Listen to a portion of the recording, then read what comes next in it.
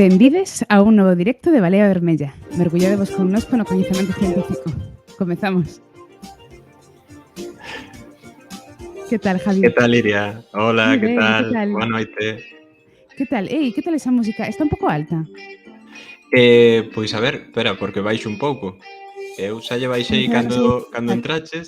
A ver. Sí. Vale, igual é o meu retorno. Nada, si está un pouco alta, comentádenos polo chat, vale? Vale, sí. É que lle baixei xusto cando como estamos facendo así en plan modo todos os formatos, Sí. pero se está un pouco alta, sí, podelo comentar aí polo chat. Eu baixeino cando entrou, Iria, pero nada, Sí. comentádenos. Iba a dicir agora que xusto non nos puxemos de acordo, pero creo que xa estamos tan conectados co tema dos directos que imos igual de Sí. vestimenta. Bueno, Sudadera gris. o día da NASA sí que era a propósito. A Pero propósito, hoxe sí, foi había cadrada aí realmente. poética. Sí. Ben, que hoxe vamos de Efectivamente. gris, pero realmente non ten nada que ver co directo, porque o directo Nada, é super, non sei se decir colorido, pero super trepidante, coincidiu. diría eu. Coincidiu así, sí. Sí. Bueno, pois nada, moi boas noites a todos, que xa vexo que estades aí polo chat interactuando. Super guai, porque ademais super puntual todo o mundo. Sí. Nada, xa están por aí Né, está Gonzo, creo Crimber antes, non? Sí, sí. E Sí, mira, FBG69, que tamén é super frecuentador. é habitual xa Sí. dos directos, sí. Moitísimas grazas a toda a xente que nos estades vendo e moitísimas grazas tamén a toda a xente fiel á Balea Vermella que estades aí sempre puntuais, dende o primeiro minuto de emisión, é impresionante. Moitísimas gracias por ese enorme cariño que nos dades todas as semanas. E bueno, todas as semanas, que esta semana ademais temos dobre twitchada, que temos hoxe con Marilar os xoves imos falar sobre ese proxecto chamado Minerais contra o Cancro, que vai vir de convidada Marta López, así que tamén hoxe e os xoves dobre directo esta semana. Uh-huh. Ben, pois para non estendernos moito máis, si queredes, pois nada, dúas cousiñas, vale? Por unha banda, animarvos a que nos sigades e a que nos deades a vosa suscripción. Sabedes que se tedes Prime podedes seguirnos de xeito gratuito e darnos unha suscripción mensual, que a vos non vos costa nada. O sea, costa vos a vosa suscripción de Amazon Prime e a nos, pois, dannos, nada, hai uns céntimos que sempre van ben para renovar equipo, este tipo de cousas, vale? Mm. E nada, darlle as grazas á xente que xa nos segue e que xa nos deu as suscripcións e que nada, que sodes moi grandes todos. E nada, un recordatorio de Puntogal, vale? Que saibades que ata o 28 de febreiro podedes participar no concurso de microrelatos que organiza a Real Academia Galega e Puntogal. Para máis información podedes entrar en relatos.gal.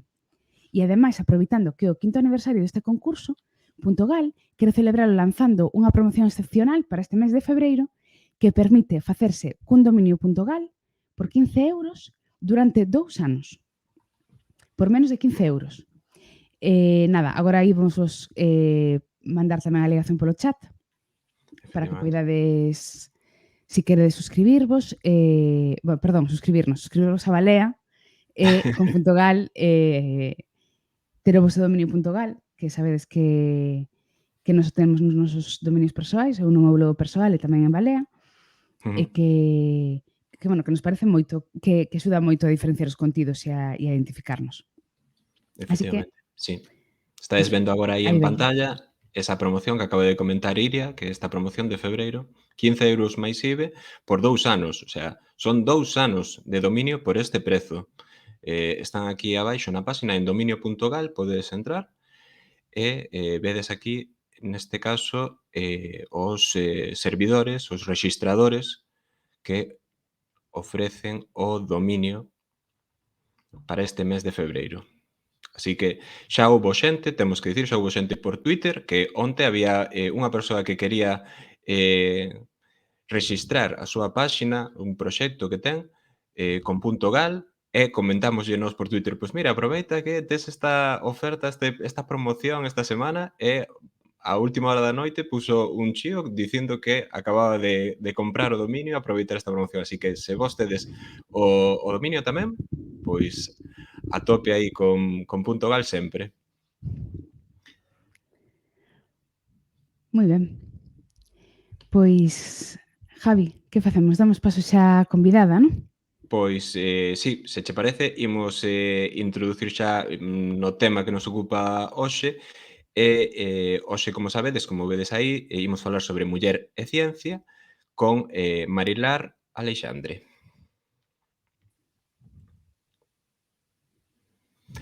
Hola Marilar, boa noite, que tal? Benvida. Boa noite. Hola, Marilar. Que tal? Un placer estar Bueno, aquí. o prazer é todo noso, moitísimas grazas. Moitísimas Fainos grazas. moitísima ilusión, temos que decir, este directo contigo. É toda unha honra para a Balea Vermella que accederas a falar connosco e sobre todo deste tema que penso que poderíamos estar falando aquí horas e horas. Imos intentar reducilo o máximo posible e comprimir toda a información para que se entenda ben nunha oriña, en 3/4 de hora, máis ben, de directo. E se che parece, primeiro, Marilar, imos facer pois unha breve introdución sobre quen é, neste caso, a nosa convidada. E ben, pois Marilar é bióloga pola Universidade de Complutense de Madrid e actualmente é catedrática de Didáctica das Ciencias Experimentais dende 1996. Ademais, forma parte da Real Academia No, Galega erro, a ver, desde Perdón? cando, Marilar?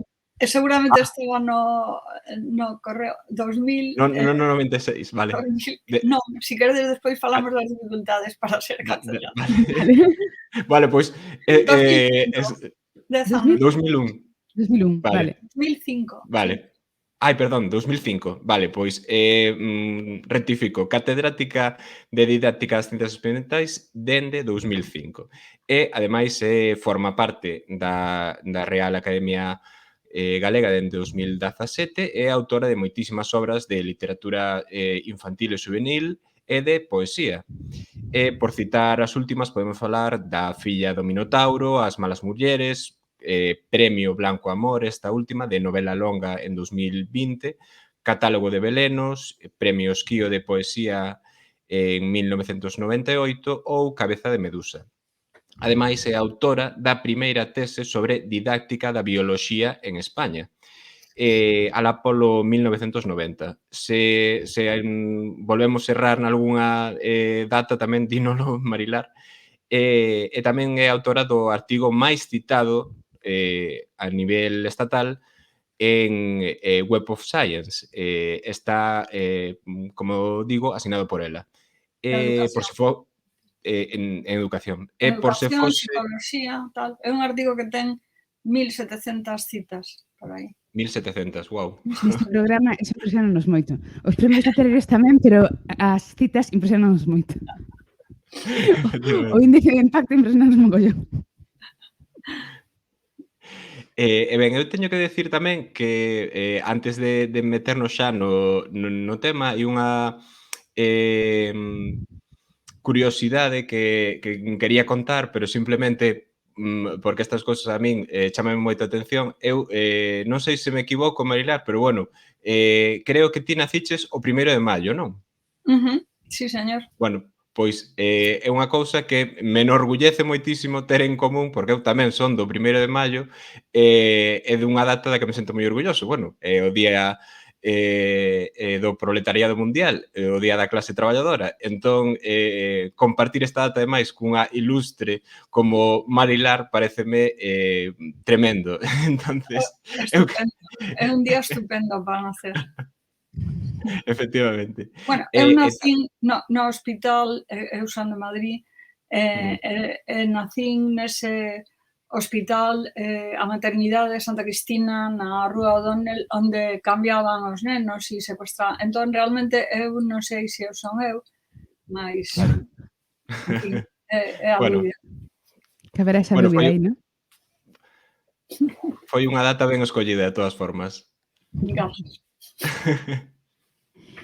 Mira, Marilar, tamén Eu Perdón, quería, perdón, Javi. perdoa, Iria, non, quería decir só unha cousa, que hai, eu, na miña infancia houbo dous libros que me marcaron moito, que foron Cartas de inverno, de Agustín Fernández Paz, e tamén de A expedición do Pacífico, de Marilar Alexandre. Entón, este último paréceme un libro importantísimo na miña infancia, na miña xuventude, e penso que en gran parte de toda, polo menos da miña xeración, que este libro é dos anos 90, se non me equivoco, do 95, 96, non, Marilar? Sí, 95. Acaba de chegarme a casa a edición número non sei que, porque reedítase todos os anos. Xa, claro, claro, normal. Séguese lendo. Eu só quería decir iso porque para min Marilar é unha persoa que admiro moitísimo xa dende pequeno. Entón, estar falando con ela a min pareceme impresionante. Tamén estive no seu día grazas a miña compañeira Bea que é que me empurra un pouco nos eventos literarios no acto de Marilar na Real Academia cando fixo a lectura como académica de número e, bueno, pareceme impresionante. Aparte, creo que lle daba a resposta, creo que lle daba Fina Casal de Rei, que é outra persoa que teño, bueno, no Olimpo tamén, e, bueno, hoxe estou maravillado con este directo, entón penso que igual que Iria, que tamén o comentaba a semana pasada. Sí, sí, porque para mí tamén foi moi importante no seu momento Expedición ao Pacífico. E ademais, ti non te lembrarás, Marilar, pero viñeras ao meu cole, que é un cole de ferro que se chama A Gándara. Sí, eu creo que foi a primeira vez que eu tiña polo menos conscientemente, a sensación de ter diante a persoa que escribira o libro que a mí me gustara tanto. E ademais tamén era Expedición ao Pacífico. Así que No. creo que, polo menos no meu caso, non sei se no teu, Javi, ese libro marcou claramente o meu deber profesional despois. O sea, o feito de que eu me dedicara á ciencia en grande parte está marcado posiblemente por ler Operación A expedición do Pacífico. Que responsabilidade, meu Deus. Eu penso que hai que Bueno, foron xeracións enteiras unhas carreiras as que lle marcaron. moi exitosas as vosas. Entón, pois hai Se fose, nunha das fosemos primeiras científicos tolos tería esa culpa, pero sei relativamente ben. Cando as primeiras, unha das primeiras veces que fun falar da expedición, preguntoume un rapaz por que é unha nena.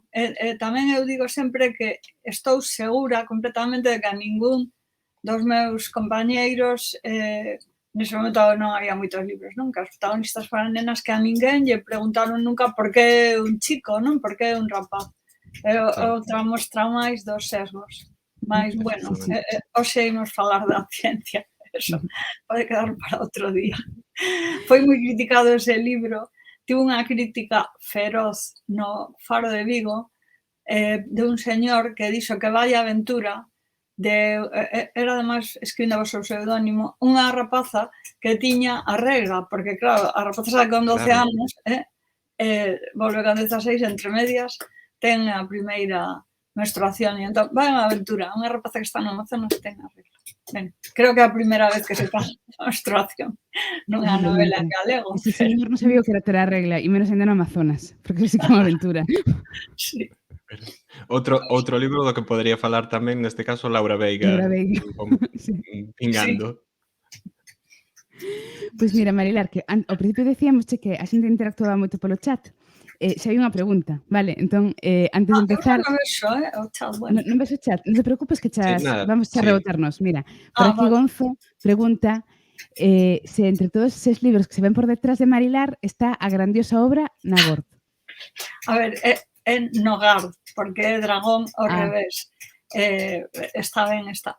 Nogard, a ver, vou dicir unha cosa que ninguna editorial se asañe, pero as editoriais que son de fora tratan os libros como sae unha novidade, xa veremos, non? Entón, este libro que saiu en Santillán Obradoiro está descatalogado e vai sair en Xerais. Entón, pois, estaba facendo uns debuxos en Jaime, non sei cando sairá, pero volverá a sair. O dragón que facía todo ao revés, porque botaba auga en vez de lume. Non Que gasto. bonito. Ben, di Gonzo que cadrou contigo na Hostienes Compostela na proxección da primeira película do Señor dos Anéis. Ah, wow. Así que mira, ao final todos temos anécdotas relacionadas contigo. Bueno, eu non sei ti, Iria, pero eu que vivín ese fenómeno tamén, se non me equivoco, Marilar foi a traductora dos primeiros libros que houve aquí de Harry Potter, ou polo menos do da Pedra Filosofal, non? O primeiro, sí, O primeiro, Pedimos Carlos Casares. efectivamente. Xusto morreu a semana que ia ser a presentación. É dicir, Vaya, pois sí, todo un traducir. acerto, dende logo, traer Harry Potter ao galego. Son moi fan deses libros, son boísimos. Sí, nos tamén. Creo que vea máis que a mí, non, Javi? Pero sí. Son máis O sea, fan de Philip Pullman, teño que dicir, Sí, eu tamén. pero Eu tamén, o de Philip Pullman son moi fan. Creo que merecería máis todo un directo sobre a ciencia en Bill Pullman, sí, porque tela que cortar. sí. Sí, totalmente. Bueno, antes de meternos, Iria, hai que agradecer dúas suscripcións que nos chegaron ahora mentre estábamos a falar, de Leites e Nicosito, que se acaban de suscribir con Prime, así que moitísimas grazas, tanto a Leites como a Nicosisto, perdón. E nada, animadevos tamén, se aínda non o facedes, a suscribirvos, que xa levamos dende o mes pasado 20 suscripcións, entón estamos aí intentando chegar a esa marca que ten Twitch, que son, se non me equivoco, neste caso son $100, para que nos faga o ingreso. Así que animadevos, se tedes Prime, como decía Iria ao principio, tedes esa suscripción de balde a unha canle de Twitch. Se vos gusta a nosa canle, pois nos encantadísimas. Es que moitas grazas. Ben, pois vamos a meternos un poquinho xa na entrevista que tiñamos preparada, vale? Para que non se nos faga tampouco moi tarde. Unha cosa que me pareceu curiosa cando estaba así preparando o directo, Marilar, era que vin que a túa trayectoria científica comeza realmente coa entomoloxía. Queríamos preguntarche como te interesaches neste campo, que é unha pregunta que lle facemos a casi todas as convidadas e convidados, e tamén se atopaches algunha dificultade ou se notaches algún tipo de traba ou de trato diferencial como estudante polo feito de ser muller. Uf. A ver, o segundo, moitísimo, pero no tempo despois de ser estudante. Entón, en que o que me gustaba a min? Eu era unha bióloga de monte, naturalista, basicamente. De feito, a primeira vez que viñen a Galicia foi os Ancares a estudar micromamíferos, pero cando aínda vivía en Madrid. Pero eu o que quería estudar era reptiles. O sea, eu quería facer a tese sobre reptiles e anfibios. Había moi pouca herpetoloxía. De feito, había moi pouco en España nese momento. Pero pensemos que no ano 70, pois vivía Franco, os últimos anos foron bastante duros e entón eu pedinlle a Francisco Bernis, que era o catedrático de vertebrados de Madrid, unha persoa moi importante na ornitoloxía, se me dirixía a tese e el pois díxome que non se encontraba ben o fillo máis vello, que eu coñecía moito.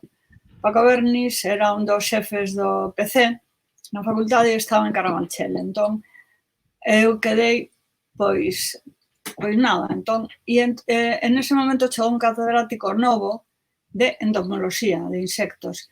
E entonces preguntoulle, como aquela era todo a dedo, preguntou por ali, entonces, pois Bernis dixolle, pois hai esta rapaza que quería facer a tese en reptiles, pero fala inglés e francés, que daquela bastante raro, entón máis que agora.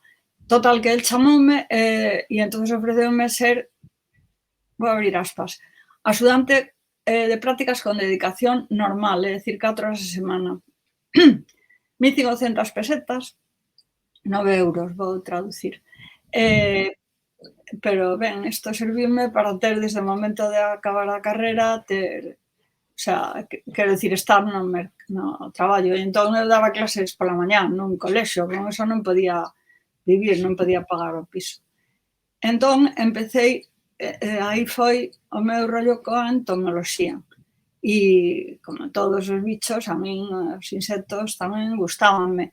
O que pasa é que, ben, non vou meterme no rollo que eu quería estudar, o que el me pediu que estudase e tal. Estaba empezando unha tese sobre saltóns, ortópteros.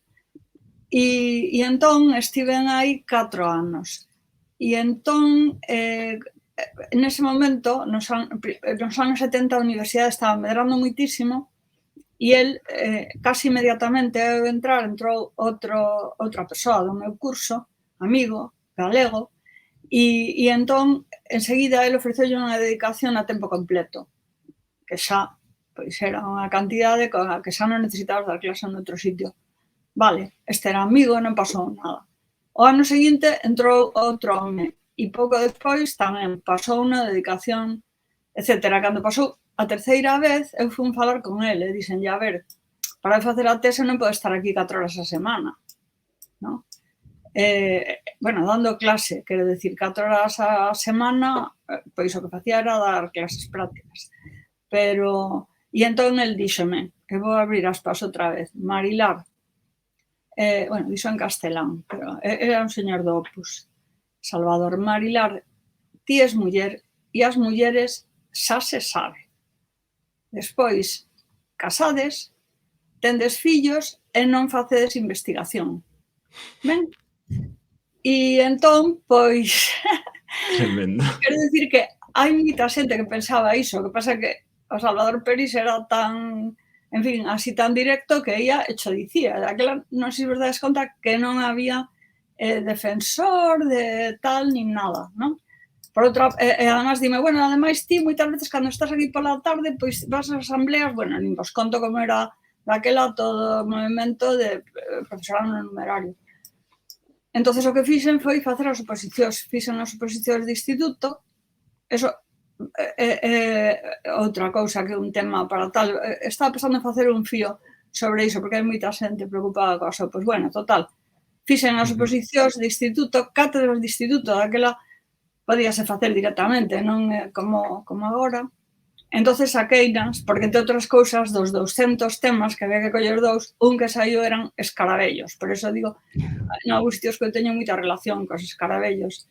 E deso a xente non sabe nada, porque non se explican. Vos podes darvos conta que sodes médicos. Un tema como xenética, ADN, a célula, sí, paseizos comer bichos, os bichos. Todos son bichos. Pois eses temas que se explican no último curso de bacharelato, a xente os ten moi ben preparados.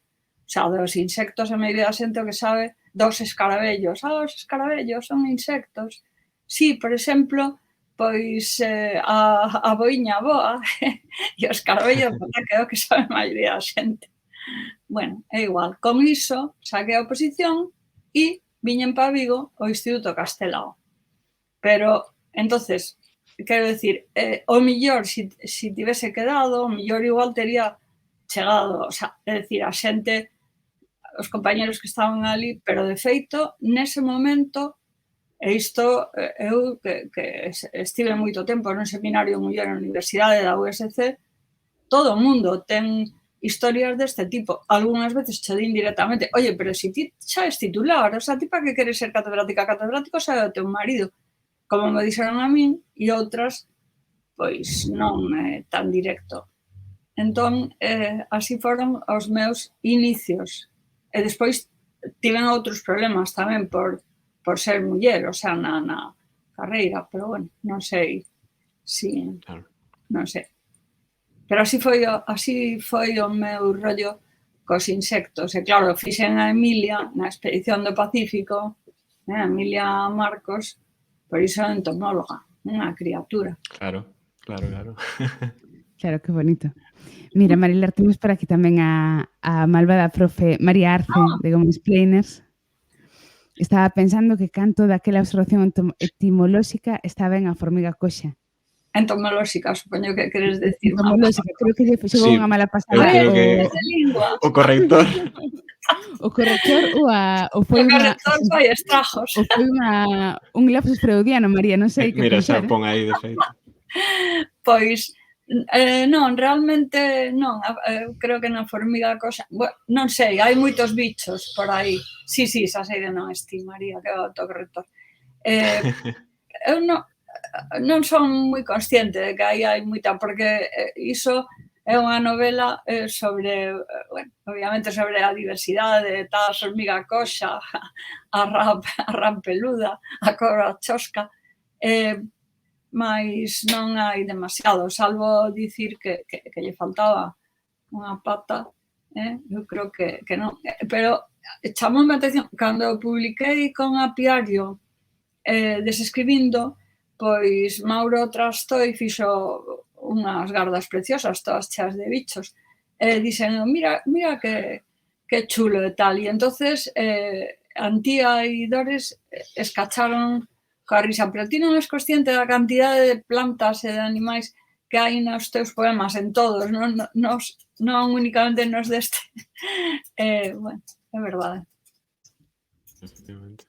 Poñemos a actividade de Twitter. Sí, estábamos comentando aquí, Iria máis eus, porque tiñamos a seguinte pregunta que penso que xa respondiches un pouco con isto que estabas comentando agora, que era se o feito de ser muller condicionou de algún xeito a túa carreira como científica e como investigadora, e se queres ampliar un pouco isto, pero sí que nos interesaba un pouco que nos introduciras ese fío que puxeches como aperitivo hoxe, un pouco antes do directo, que nos ampliaras tamén un pouco esa información que expuxeches ali. Claro, pois eu fixen a tese sendo profe no instituto. Daquela non había departamentos de didáctica das ciencias, fixeronse unhas teses de didáctica da física e da química en Valencia. E entón, ao final, como non conseguía que ninguén a dirixira, fixena na miña facultade en Madrid, na Facultade de Bioloxía da Complu, porque ali había un profesor de Historia da Bioloxía, que era o máis próximo. Entón, conseguín enganalo, el díxome que a axuda metodolóxica que tiña que buscar por outra parte, e así fixen. E entón, pois coincidiu no tempo que me chamaron para o ICE da facultade, o sea, para o ICE da Universidade de Santiago, cando había ainda o CAP e tal. E entón, xusto no momento de acabar a tese no ano 90, pois eu estaba ainda no ICE, pois creo que pedín incluso no 89, un proxecto de investigación no único sitio que se podían pedir investigación educativa que non era os proxectos do Plan Nacional, que despois tiven un montón. Era o CIDE. E entón, aí no CIDE tiven un proxecto, idea, que era elección de ramas en formación profesional. Por qué? Porque eu estaba interesada, bueno, en fin, eu son feminista desde que botei os dentes, vamos, prácticamente o meu primeiro compromiso. E entón estaba pois moi interesada en toda esa cuestión e nese momento estaban empezando a publicarse cousas dunha liña de investigación que se chamaba ao principio Nenas de Ciencia, despois a Girls and Science, despois pasou a chamarse Xénero de Ciencias.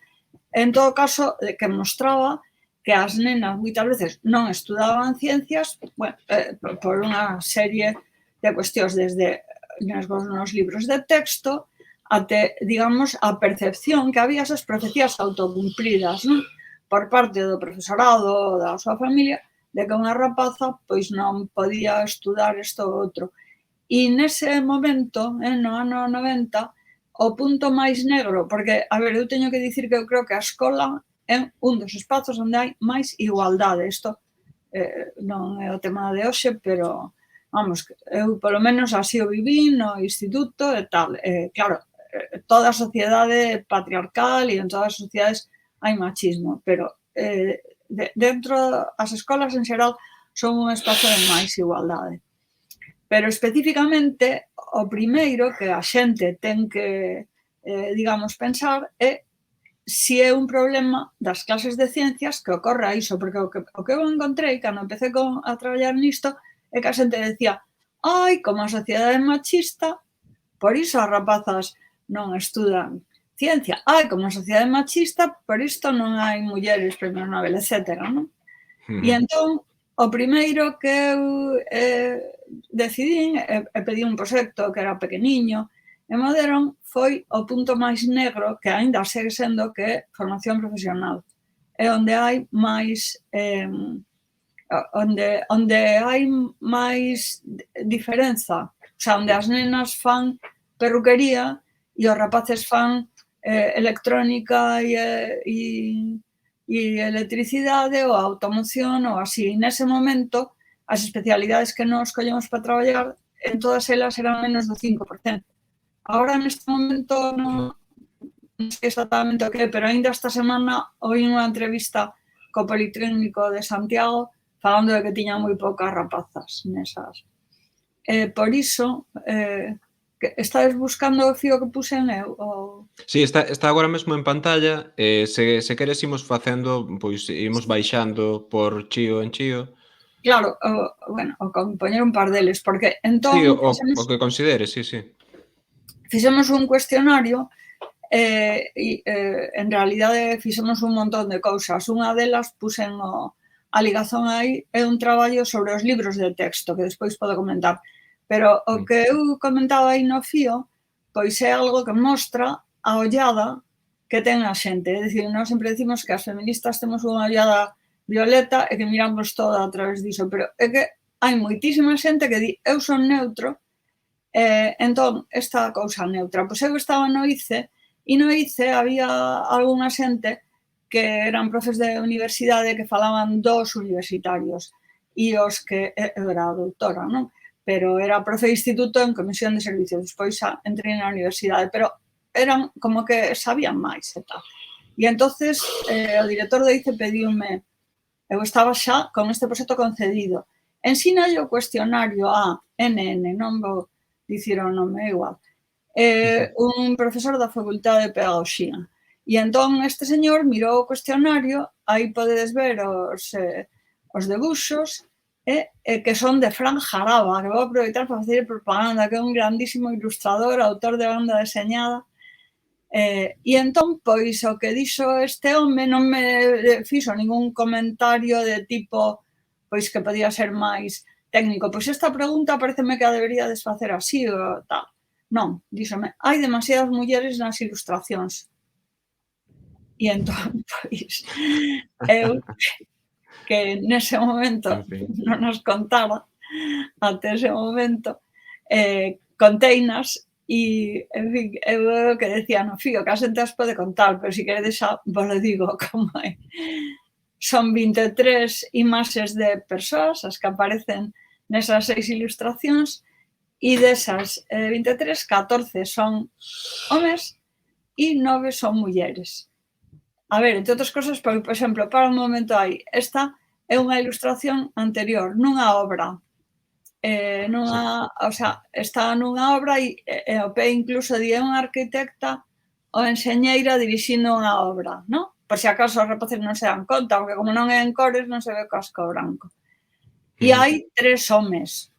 O sea, e a maioría das ilustracións, pois é así, hai máis homes, porque realmente nas obras, pois, hai máis homes. O que pasa é que está unha muller. Ou outro que está unha muller metida dentro dun coche de carreiras e outra muller fozando no motor. Entón, claro, que é o que significa isto, non? Para mí o que significa é a ollada, o que significa é que esa persoa, o sea, bueno, a ver, como decía, iría falando antes de comenzar o programa, eu nunca creo que hai demasiadas mulleres en ningures, pero a cuestión non é esta, a cuestión é esa percepción tan absolutamente filtrada pola ollada patriarcal que é que en canto hai mulleres en papéis, digamos, protagonistas, non? Ou en papéis que, claro, que a elle parecía que raro que fai unha muller dirixindo unha obra. A ver, que xa había mulleres arquitectas en 1990, había menos, pero me parece que eran o 15. Sempre foi a carreira técnica onde había máis mulleres, non? Ou unha muller que está mañando un aparato de radio e onde está pasando ferro. É que supoño que son ese tipo de cousas as que, digamos, claro, que era a nosa intención, que os rapaces ao ver isto se... E, a ver, conto porque creo que é para min un claro exemplo pois do tipo de percepción que hai. E despois puseno tamén no fío de Twitter nun colexio que o director nos dixo cando viu o cuestionario, sí, bueno, vos lle podes pasar, porque, bueno, sempre con permiso do director, de tal, dos pais, de non sei que, pero xa o tiña na man, e mirando eso, dixo, bueno, pero total, aquí as rapazas, aquí hai moitas rapazas e as rapazas a sabedes, van facer perruquería, ninguna rapaza vai facer automención, entón, bueno, en fin, máis ou menos perdedes o tempo. Entonces, claro, é a profecía autocumprida, un profesor que xa cree que as súas alumnos acaban a facer perruquería, pois non lles cuestiona, a ver, ti poderías facer electrónica, ao mellor, non? Entón, pois, é así. Claro, ademais, é un círculo vicioso, non? No que elas efectivamente rematan facendo peluquería e rematan como de alguna maneira cumprindo esa profecía autocumprida e as persoas que están sendo responsables de que eso se perpetúe de algún xeito reafírmanse nos seus presuizos, non? Entón é como a pescada que se morde a cola e se ninguén fai nada por romper ese círculo, non se vai romper. Non se vai romper máis que a través dunha acción positiva, non de xeito natural eso vai deixar de ser así. Claro, eu nese momento, non? Porque despois xa entrei nun departamento na USC e toda a xente que estaba en Santiago eran homes e só un deles era unha persoa moi sensible que despois acabamos facendo alguna cosa sobre isto e dos outros incluso había un que era cura, por certo, que, vamos, que lle daba un, en fin, poñíase malísimo a falar destes temas, non? Entón, non, son distintos, non sei. Bueno, total, e entón, pois o seguinte proxecto pedinos sobre argumentación que despois resultou moi exitoso, porque era unha cosa que nese momento non ninguén estaba traballando e eu tive un dos primeiros proxectos no mundo, vamos, sobre iso, que por iso teño un artigo tan citado, porque foi, pero neses anos fixen moitos obradoiros e cursos de formación, aparte de traballar sobre isto, que eu sempre na facultade o daba, e eu o que intentaba nos primeiros anos é simplemente que o profesorado tomase como que tamén é un problema as clases de ciencias, porque moitas destas cousas é moi fácil sacudirse, non? Botarlle toda a responsabilidade á sociedade, non? A sociedade ten responsabilidade disto e nós non, claro, non, pois mira, tamén na clase de ciencias tamén hai esa responsabilidade. Sí, mira, vou ler aquí un par de comentarios no chat tamén, que di aquí outra vez malvada profe que a semana pasada tivo un obradoiro con artista plástica sobre sexismo e algunhas rapazas dicían que o sexismo xa non existe. Coitadas, pensei, non paga a pena nin discutir con elas porque nun par de anos, que teñan agora 14, 15, lles vai ensinar que sí que o hai. Claro, en fin, levas toda a razón. Eu, porque son moi discutidora, pois discuto, pero é certo que teño falado con moita xente e con xente pois nova que di, claro, non, é que cando ti estás estudando, cando ti entraches na facultade ou cando tal, sí que había, decir, claro, evidentemente, porque agora incluso hai medidas e agora un catedrático non se atreve a dicirche iso, pero a ver, se nós pensamos a proporción, por exemplo, de catedráticas de universidade, non? Eu son a Honoren agora, pero que dicir, a miña xeración, que a mí houve xente que me dixo, claro, que erades poucas mulleres, non, desculpe, bioloxía, cando eu estudei, éramos 60% de mulleres, éramos moitas máis mulleres xa nos anos 70, entón, pero os homes chegaron a ser catedráticos antes, entón, pois isto é así, entón, claro, sí que eu creo que houve un cambio moi grande. Eu sempre digo que a revolución feminista é a única que triunfou no século XX, XXI. Sí que houve un cambio. E eu experimentei, por exemplo, no laboratorio. Cando eu daba clase no Castelao, que estiven ali até o ano 86, cando eu daba clase no Castelao, no laboratorio había unha batalla campal. O sea, no momento de acabar as prácticas, en que casi me tiña que poñer na porta, así, porque os rapaces que estaban nunha mesa, estaban en grupos de 4, collían a porta E eu, lava os tubos de ensaio, limpa, non sei que, e agora non protestaban. Ben, pois na facultade, e eu empecé na facultade no ano 91, dando didáctica de ciencias no laboratorio, xa a partir deses anos, dos anos 90, as rapazas, a ver, é certo que en educación hai menos mulleres, pero non, nin as rapazas o facían, nin a maioría dos rapaces se lles ocorría isto non vai comigo, non? Entón, e isto non é unha experiencia miña, de que os rapaces non lavan os tubos de ensaio, está por aí nos artigos de didáctica de ciencias. Entón, pois, sí que mudou, pero tamén porque mudou a propia a conciencia das rapazas, é dicir, que agora hai moitas máis mulleres feministas de distintos feminismos, pero hai moitas máis mulleres feministas, é o que creo. E é mágoa, non? Que teñan que esperar a que alguén as discrimine, pero sí, hai xente que di iso, non? Pero ao mellor tamén son as mesmas que din é que o meu mozo mira o meu móvil porque me quere moito, non? É que sí, non sei como viches ti no instituto, Javi. Eu, dende logo, agora estaba me sentindo un pouco identificada co comentario de María, porque eu creo que no instituto, con esa idade, 14, 15, tamén pensaba que non había sexismo. E eu creo que ten máis que ver, polo menos tiña no meu caso, porque eu sí creo que xa daquela tiña certa conciencia feminista. Creo que ten máis que ver con que decías antes, Marilar, de que posiblemente sexan os espazos máis igualitarios. É dicir, posiblemente estas rapazas que tiñan agora 14, 15 non o digan só por negar a realidade, non? Sino que posiblemente non tiveran experiencias adversas aínda, non? Ou non dunha maneira que puderan elas identificar como unha agresión. Eu creo que sí, é dicir, eu creo que as escolas, os institutos, pois son un espazo de moita igualdade, con todo de que, por exemplo, nos centros de primaria, non sei, hai tempo que non miro estatísticas deste tipo, pero durante moitos anos, sendo a inmensa maioría do profesorado mulleres, os directores eran sempre homes. En fin, nos institutos, pois, tardou algo. Bueno, non sei, no Instituto Castelao, cando eu entrei, era unha muller e eu fun directora, pero tamén hai máis proporción de mulleres. Na Facultade de Ciencias da Educación de Santiago, que foi cando uníronse no 95, Magisterio e Pedagogía.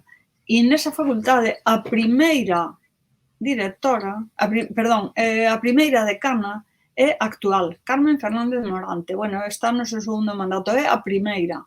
É dicir, que claro, habendo maioría de docentes mulleres, non? E, en fin, podíamos contar tamén, aínda que non ten nada que ver coa ciencia, as cousas que se lle dixeron as mulleres que se presentaron antes, pero é outro tema. Pero quero dicir que claro que sí, que había, pero cada vez, pois, eu creo que estas cousas hai menos, porén, no caso das ciencias, pois segue habendo estereotipos e segue habendo, bueno, sabémolo, o teito de cristal famoso, e eu aínda o ano pasado fun a unha conversa, non, debeu ser hai 2 anos, porque non había COVID aínda, pouco antes de empezar a pandemia, que organizou Estíbaliz Espinosa. Estíbaliz Espinosa, sí. Convidada tamén dese programa. De Balea Vermella, sí. Claro, na Coruña. E entón, ali era a cuestión de si o cerebro das mulleres distinto dos homes e tal. Eu, para empezar, bueno, fun, e tal, e estaba tamén Joana Magalláns, que é unha muller maravillosa, e estaba Castro Rivadulla. E entón, eu o que digo é que o que din agora os estudos e a xente que se dedica a estas cousas en neurociencia, e, bueno, Javier posiblemente saiba máis desto que a mí, que o que está mal feito é a pregunta. Claro, porque se ti preguntas os negros teñen o cerebro distinto dos blancos, é que hai xa implícito, hai unha serie de cousas aí implícitas na pregunta. Entonces, a pregunta esa, pois é unha pregunta brutal, que ademais todas as os datos que temos, pois din que non. Entón, cada vez, canto máis sabemos deso, pois vemos que non é así. Porén, pois ali eu tive un pequeno debate con Castro porque o que está claro é que hai as mulleres agora teñen mellores notas. Eu non digo nunca que eso sexa porque os homes son menos inteligentes, así como tiven que oír moito tempo que as mulleres sacaban peores notas porque o seu cerebro era diferente, non? O que pasa é que eu creo que as rapazas son enculturadas, son educadas para ser máis obedientes e máis disciplinadas e entón sacan mellores notas. E os rapaces se lle admiten ser máis gamberros e tal. Pero o caso é que sí, e despois na carreira tamén, e despois nas teses tamén, e despois aí é cando ven ter fillos e tal, e entón moitas veces esa progresión que a carreira investigadora demanda moito, pois se corta, e entonces pois Castro decía, non pode ser que nese momento haxa cambios no cerebro debido ao embarazo e tal, que hoxe en día sabemos que sí, que hai cambios no cerebro debido a iso, pero quero dicir, non vamos, é que a razón non é esa cando sabemos todos os mecanismos que hai, non só na ciencia, todos os mecanismos, bueno, o teito de cristal famoso, todos os mecanismos que hai para, en fin, para que os varóns manteñan os seus privilexios, porque isto do patriarcado e o machismo non é un fenómeno meteorolóxico, queridas e queridos e querides. Nin biolóxico, prometo que se empeñan. Nin biolóxico, claro. Claro Estos son mecanismos e tal para manter uns privilexios. En fin, xa soltei o panfleto, Sobre este tema temos en directo a primeira tempada que quero recordar que se chama Neuromitos, non, Javi? Neuromitos.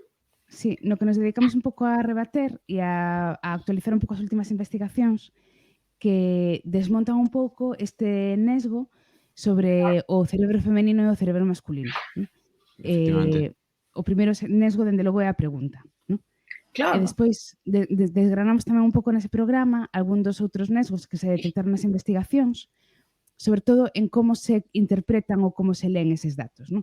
Como moitas veces digamos que se utilizan datos moi parciais para sacar conclusións moi globais que posiblemente en ningún outro eido da ciencia se admitise, non, como conclusión nun estudo. Non saltos a conclusións que máis que saltos son triples mortais en rede, non? Sí. Así que deixavos por aí, Javi, o enlace. Sí, está aquí a está ligazón aí, dicindo sí. con toda a razón, non? Que segundo esa teoría ou segundo esa pregunta, ademais a xente non binaria ou intersexual, que pasa que non existimos, non? Claro, hola, Né. Pois, efectivamente, porque, claro, é que, quero dicir, a pregunta está tan mal feita e demostra, o sea, tanto, pois, da perspectiva da persoa que a fai. E, ademais, como tamén sabemos a xente que tivemos que ler cousas de historia da ciencia, de filosofía da ciencia e tal, para a didáctica, pois resulta que os datos non falan por si sós, os datos son interpretados, claro, e entonces depende como os interpretes, pero é que xa para empezar, pois o que di o Né, pois é o N, perdón, é que antes era o pois está totalmente claro, non? Entón, eu hai un artigo que teño pendente de escribir, pero já hai tempo, que quería facer, que é sobre por que había esa confusión de que o número de cromosomas na especie humana, que durante moito tempo dixose que eran 25 pares, non 24, non? E entón, pois, que incluso o gran Mariano Rajoy ten un artigo onde fala de que é a xenética o que fai, que entón é inútil facer medidas para a igualdade, non? E eu creo que porque únicamente é que recopilei todos os artigos anteriores ao de Chio e Levan, que onde se di, non? Eran únicamente mostras de varóns, eran únicamente mostras de testículos, e entón, quero dicir que aí, como é moi difícil, todos os que vistes algunha vez unha preparación de, en fin, da mitose, da meiose e tal, é moi difícil contar cromosoma a cromosoma, pois é máis fácil ver os que son diferentes. E claro, aí nese caso, pois o número dos que eran diferentes, claro, saían máis, porque no caso do varón, pois hai un X, un X e un Y. non? Entón, eu creo que por iso, xa digo, teño pendente, como tantas cousas por aí, e pois escribir algo sobre iso, porque, claro, se ti tes as preguntas que fas son como son, a metodoloxía que utilizas, claro, isto agora hai máis artigos sobre isto, pero hai moitísimos artigos mostrando que en moitos estudos de medicina as mostras eran de varóns únicamente, non? Entón, son cousas que a ninguén se lle ocorría, tenemos que meter a unha mostra de muller. O sea que, Sí, de claro, feito, despois está demostrado que disto, por exemplo, deriva que as mulleres padecen ás veces máis efectos secundarios dos medicamentos, claro, porque moitas veces os medicamentos só se testan en varóns, ou ata aí pouco era así. Entón, non se tiña en conta como repercutían esses medicamentos sobre os organismos das mulleres. claro, como as estatinas o do Por colesterol. exemplo, claro. Mira, a seguinte pregunta era sobre precisamente didáctica de ciencias, que eu creo que parcialmente xa contestaches, pero sí que nos gustaría que preguntarche que cambiarías ti na maneira na que se ensinan as ciencias para intentar paliar dentro do posible este nesgo de xénero que vemos. Ben, eu sobre que cambiaría na didáctica das ciencias teño na ensino das ciencias moito escrito e tal, pero especificamente niso eu sempre creo que o primeiro é identificar isto como problema. E eu, cando fixen obradoiros sobre isto, pois o mellor que facía era darlle imaxes de libros de texto e que problema vedes aquí? Entón a xente pensaba, esta vai polo de facer prácticas desta outra forma, e entón decían, pois que non se lles deixa deseñarles as prácticas e tal, e ao principio ninguén se lle ocorría decir que son imaxes dos libros de texto todas de varóns, incluso as más, eran as más masculinas que estaban facendo experimentos. Entón, o primeiro é que o profesorado, pois, se decate de que aquí hai un problema e entón, nese momento xa empezar a facer cousas que van desde os libros até, o sea, a propia forma de traballar, pero, por exemplo, os temas, isto está super estudado, porque isto xa empezaron a estudar en sitios onde teñen máis problema, que temos nós, que non hai tanta distancia aquí nas notas entre rapazas e rapaces como en Inglaterra. E neses, bueno, eu tamén sobre isto teño unha teoría. En toda España foi moi tarde cando empezou a escolarización, e entón xa cando comezou non estaba codificada como algo masculino, como estaba, pero é outro tema. Por iso digo que hai máis igualdade. Pero, claro, se os libros, os temas dos libros, por exemplo, a física, pois son os temas que van orientados hacia o que lles gusta aos rapaces. Cando vemos que se pode orientar pois a temas que hai en física, ou a forma de abordar os temas, a luz, pois podemos ver o que ten que ver pois cos ollos, como funcionan e tal, é dicir, facelo dese modo, e iso, pois, nos lugares en que se fixo, parece que funciona, non? O sea, que eu fixaríame máis en cousas que se teñen feito que se chama Science for Girls, agora hai moitísimos proxectos e cousas, ciencia para nenas e tal, onde hai, en fin, actividades e outro modo de enfocar. En xeral, eu creo que todo que dan máis protagonismo, o sea, que fan eles cousas, que deseñen eles o propio traballo, que vayan ao campo. Eu creo que todo eso tamén favorece que as nenas, pois, as rapazas, pois se incorporen a carreiras científicas que, a ver, aclaremos tamén, porque a veces se toma a parte polo todo. Entonces, as carreiras científicas que as rapazas non estudan son as enxeñarías e física. É dicir, as carreiras científicas, bioloxía está cheo de mulleres, medicina, vos sabédelo, a maioría son mulleres, de outras cousas pola nota de corte. Entón, eso que ten relación cos seres humanos, as mulleres interesalles. E o outro, hai que mostrar que tamén hai relación cos seres humanos, e agora temos exemplos de enxeñeiras maravillosas. Antía Yáñez é enxeñeira, por exemplo. Por exemplo. Pois María Canosa tamén. Entón, eu creo que Pero digamos, tamén ti tamén, Maliar, falaches algunha vez sobre ese cambio de nome que houbo na carreira, sí, non? Referente á informática, creo que era que a enxeñería carreira informática. chamábase informática no seu día e pasou a ser enxañaría informática. Eso foi, E como isto foi unha charla que deu Neves Brisaboa, que sí, catedrática que de estivo aquí informática. tamén, por certo, falando do Claro, laboratorio da base de datos. é que nesto de IDEA colaboramos, o sea, Neves foi unha das persoas que colaborou, que non estaba, creo, aínda na universidade. Pois Neves, nunha charla que organizou a MIT, a Asociación de Mulleres Investigadoras e Tecnólogas, a de aquí de Galicia, pediunos a unhas persoas que foi cando se montou o nodo de Galicia, que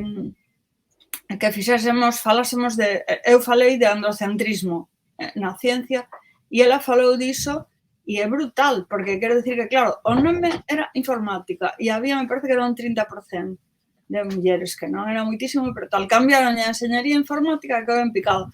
E Neves, escachambos a risa, ainda que moi triste, mostrou imaxes de como se representan nos medios, en fin, na banda deseñada e tal, os informáticos, e entonces, claro, decía que rapaza vai querer estudar informática se o informático aparece sempre como un friki desastroso, tirando a Coca-Cola por riba do teclado do ordenador e estas cousas.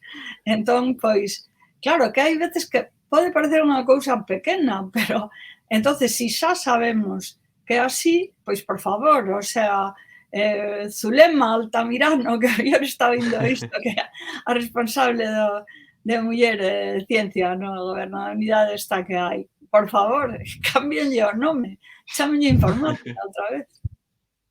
Sí, ás veces as palabras importan. Sí, o sea, as palabras son fundamentais. Claro, porque pensamos con palabras, por iso a linguaxe inclusiva pois é tan importante. Porque que outra cosa, podes botar unha ollada ao artigo ese de enseñanza, porque había cantidad de saltos semánticos nos libros de texto, non? Entón, desde decir cousas como a masa media do home é 70 kilos, vale, nese momento non estás falando do home xenérico, estás falando do home masculino, non? Etcétera. Claro. Ou as pulsacións, o sea, quedaba unha cantidade de parámetros cando aparecían quedaban os do varón, non? Pero isto cambiou, isto mellorou. Os libros de texto de ciencias agora as mulleres teñen algo máis que aparato reproductor nos libros de ciencias. Bueno, vaigos por aí no chat a ligazón a este artigo que estaba comentando agora Marilar. E sí que xa para ir rematando, queríamos que unha última pregunta que en referencia a que na túa obra literaria pois moitas veces as nenas son as protagonistas e que está moi presente tamén a ciencia. Entón, crees que subsisten aínda os prexuizos que dificultan que, neste caso, as rapazas decidan que o seu futuro sexa o da ciencia? A ver, eu estaba comentando xusto hai un momento que eu creo que as rapazas hoxendía creo que hai menos prexuizos, creo que hai moitas rapazas que agora que sí que ven que elas poden facer ciencias, creo que segue habendo non prexuicios das rapazas, senón sociais cara a todo o que son as técnicas. Entón, pois o que pode ser formación profesional, que antes, porque cando fixemos este estudo de IDEA, incluso o que nos contaban o profesorado eran problemas, o sea, unha rapaza que se inscribira en electricidade e electrónica e os compañeiros varóns fixeronlle a vida imposible e acabou marchando. Entón, antes pasaban esas cousas e eu tamén coñezo xente que contaba que nas escolas de enseñaría, pois, aparte que, en fin, xa sempre houve aí a idea de que só tiñan que aprobar o 15%, por exemplo, pois decir, a ver, que fan vostedes nesta clase que só van a aprobar 15%, e xa non falo das señoritas, non? Ese tipo de cousas. Eu creo que isto mudou, pero que aínda hai unha... En fin, sí que hai unha idea de que a física e as enseñarías pois sí que creo que aí hai moito traballo por facer. E creo que se pode facer porque a proba é matemáticas.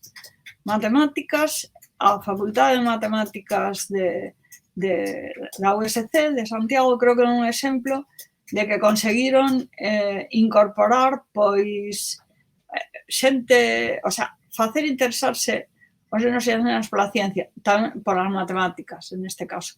Tamén é verdade que máis rapaces, no proxecto este que teñen entran máis rapaces.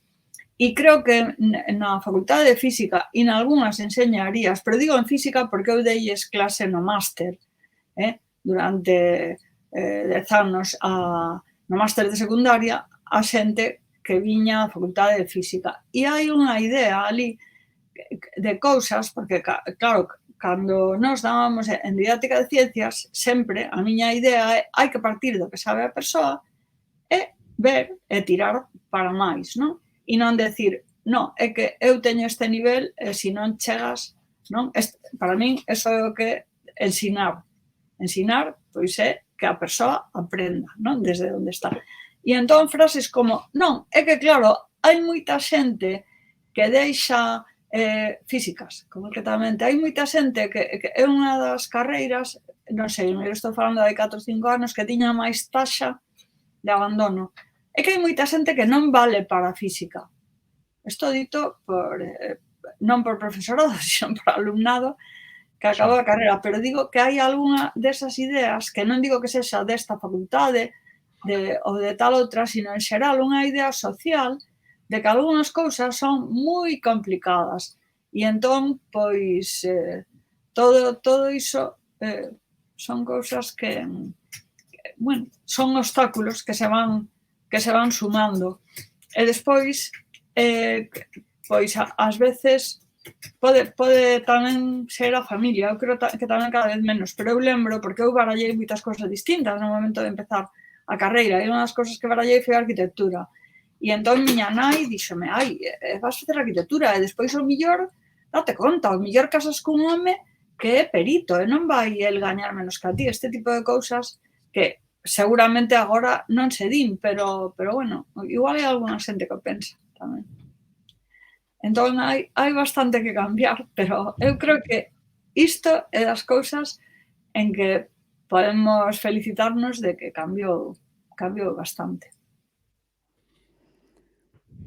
Moi ben.